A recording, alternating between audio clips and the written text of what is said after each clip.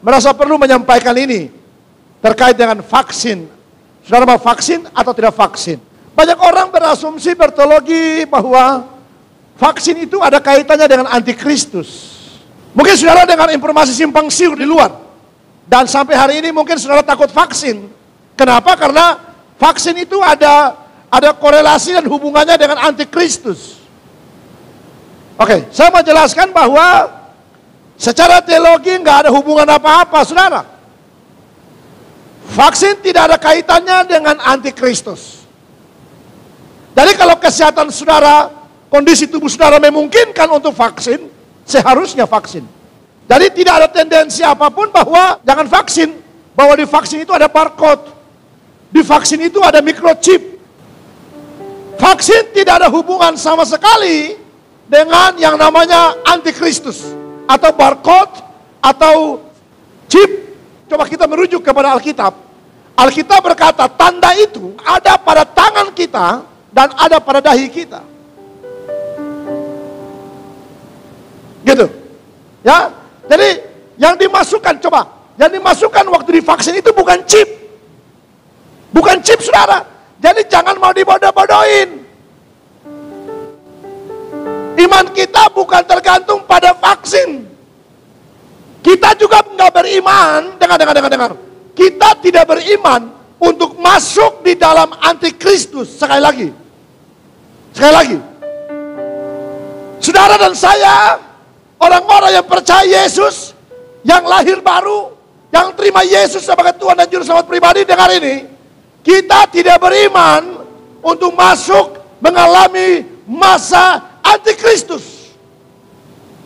Alkitab berkata, waktu sangkakala Allah berbunyi, orang-orang yang mati di dalam Tuhan, baik di laut, di darat, dimanapun, itu pertama-tama dibangkitkan. Kemudian kita yang masih hidup, saudara, dengar ini, kita yang masih hidup diubahkan sekejap pakai tubuh kemuliaan, lalu menyongsong Tuhan di awan-awan yang permai. Kedatangan Tuhan kedua kali bukan di bumi. Kedatangan Tuhan kedua kali di awan-awan menjemput saleh-salehnya. Orang-orang yang diubahkan sekejap, waktu sangkakala Allah berbunyi, orang-orang yang percaya terima Yesus sebagai Tuhan dan Juru Selamat pribadi. Tidak ada hubungannya dengan vaksin dan tidak vaksin. Yang tidak bertobat, yang tidak terima Yesus sebagai Tuhan dan Juru Selamat pribadi, sorry, kita nggak ketemu. Sorry, kita nggak ibadah raya sama-sama. Tidak semua orang yang akan terangkat ke sorga. Tidak semua orang yang akan terangkat ke sorga. Hanya orang-orang khusus. Orang-orang khusus itu saya bilang bahwa orang-orang yang sudah akil balik, percaya Yesus sebagai Tuhan dan Juru Selamat pribadi. Sekali lagi, vaksin tidak ada hubungan apa-apa dengan antikristus. Waktu sangkakala Allah berbunyi dan gereja kita diangkat ke sorga menyongsong Tuhan di awan-awan permai, lalu sama-sama kita masuk ke sorga. Sebelum masuk ke sorga kita akan menghadapi yang namanya takhta pengadilan Kristus. Di takhta pengadilan Kristus itu kita akan diadili. Diadilinya soal upah. Bukan lagi soal ditolak dan masuk atau tidak masuk sorga. No. Di sorga, waktu kita menghadapi takhta pengadilan Kristus, itu bicara tentang upah, mahkota apa yang akan kita persembahkan kepada Tuhan. Selesai kita menghadapi takhta pengadilan Kristus, lalu kita masuk di ibadah raya selama 7 tahun. Alkitab mencatat 7 masa. Dibagi dalam 3,5 tahun yang pertama dan 3,5 tahun yang kedua. Lalu apa yang terjadi di bumi?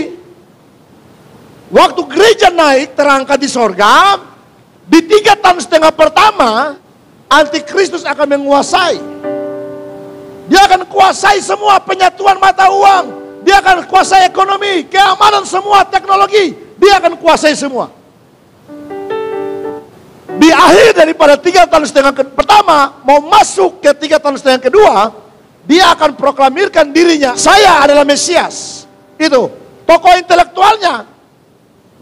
Alkitab sudah berkata jelas bahwa tokoh antikristus itu muncul dari mana. Waktu 3,5 tahun pertama selesai, memasuki ke 3,5 tahun kedua, dia akan proklamirkan bahwa saya adalah Mesias. Dan Israel menolak, semua orang percaya menolak. Baru di situ terjadi pembantaian besar-besaran. Saudara saya di mana? Ada lagi ibadah raya di atas. Tidak mengenal siang dan malam lagi di atas. Tidak ada lagi ratap tangis. Tidak ada lagi kedukaan, lapar dan dahaga. Kenapa? Karena Yesus langsung. Kita ada bersama dengan Yesus.